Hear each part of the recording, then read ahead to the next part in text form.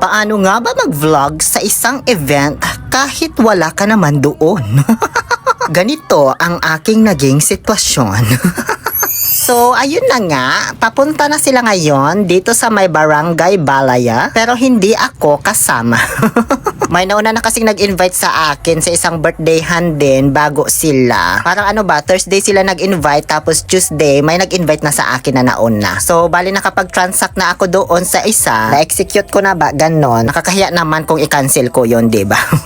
Di ko nga alam bakit ako nakakapag-video ng ganito dito, wala man ako. Charot lang. Sa totoo lang po, ginamitan ko po ito ng Kage Bunshin technique. Bale, natutunan ko kasi yon nung nag-training ako sa may Konoha. So, ayun, di ko man akalain na maa-apply ko pala dito. Bale, gamit ang quantum physics, artificial intelligence, at panonood ko ng mga anime. Nakagawa po ako ng isa lang naman na Kage Bunshin, Tapos, pinahawak ko sa kanya yung isang cellphone ko, tapos siya na yung nagbibideo dito. Habang ako naman ay nakiki-birthday sa ibang lugar.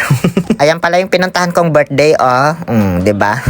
Hindi naman ako nag-worry kung maubusan man ako ng chakra kasi isa lang naman yung ginawa ko, hindi gaya kay Naruto, diba? Ang dami-dami niyang ginagawang Kage Bunshin. Tapos sinabihan ko naman yung Kage Bunshin ko na mag-ingat siya pagpunta dito. Iwasan niyang masaktan siya, matabig, mauntog, madapa, ganun. Kasi baka bigla siyang mag-disappear. Maging usok na lang, ganun. So habang kumakain pa ang sangkatauhan dito sa daigdig, ay tinawag naman na ang debutant. Lovely and exciting debutant, Ms. Sapphire Rizuelio. Let's give her with a big round of applause, please, together with her loving and supportive family.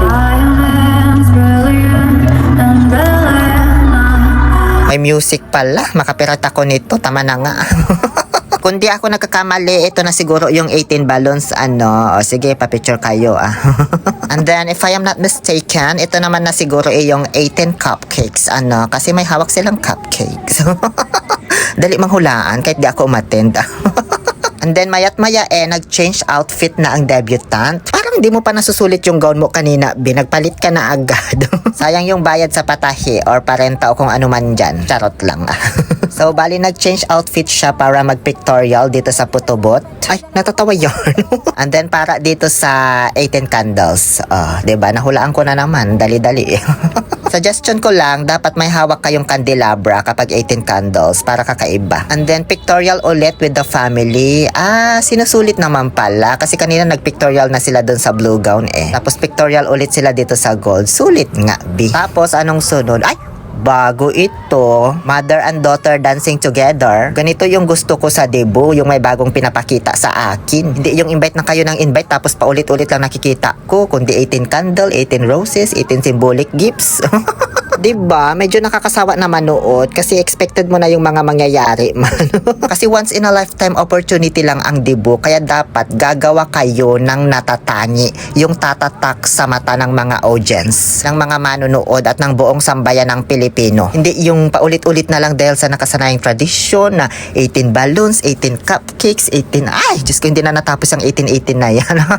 For example, instead of 18 roses na paulit-ulit na, ba't di na lang 18 sacks of rice? Ganon. O di kaya instead of 18 candles, 18 paton kapipitok sa salito ang ipadala nyo. Diba? Kakaiba. Do not blend with the crowd. Diyos ko, kundi lang ako busy ako na mag-organize kung may magdibo man dyan sa inyo. Huwag ko na lang kung may manood pa. Ayan pa, diba? Nag-solo ng hip-hop dance yung debutant. Bihira lang may babaeng nagaganyan sa dibo niya, ha? Sunod naman ay sumayaw sila ng kutikot.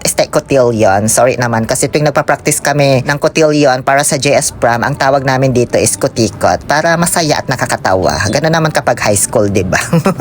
Yung mga kasama dyan sa kutikot, may practice tayo mamayang 1 PM. Ganun.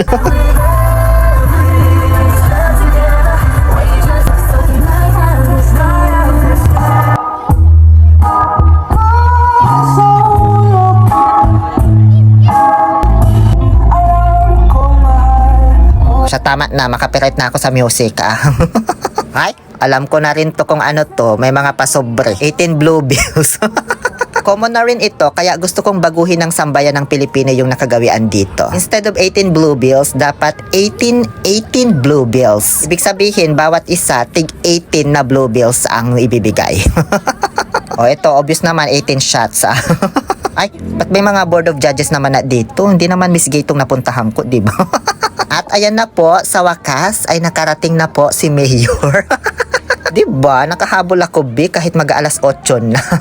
Daig ko pa yata ang Mayor sa hektik ng schedule ko man. Bale, nirelease ko na pala dito yung kagibonshin ko, kaya ako na mismo yung nagbibideo. At dahil nga sa kagagaling ko lang naman doon sa birthdayhan at busog pa naman ako, heto, kakain ulit tayo.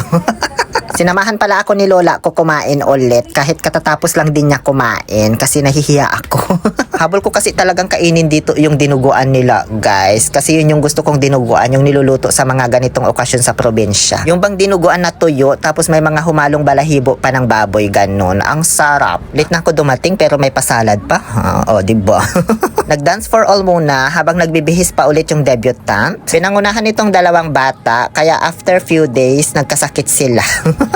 Mayat maya ay lumabas na naman ang debutant for his 97th gown. Tama ba?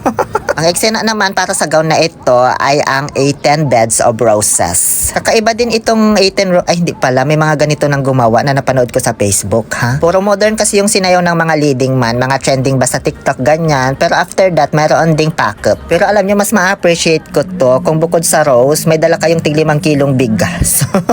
Ayan, sige, humarang ka sa camera ko. Ito pa isa, oh. Sige, harangan mo. Shout out sa'yo. At ayan na naman, oh, sa pangatlong pagkakataon, may humarang ulit. Wag na nga lang akong mag-vlog. Charot lang.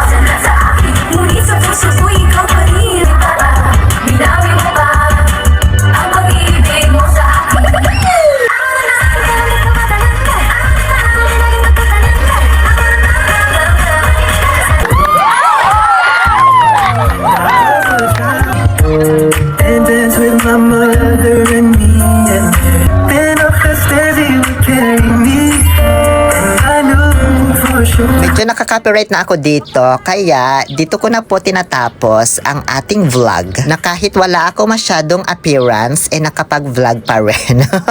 Happy 18th birthday, Sapphire, and thank you so much po sa buong family niya for inviting me. Muli, ito po ang inyong invisible pill. Oliver Castro na nagsasabing, no to toxicity, let's make people happy and confused.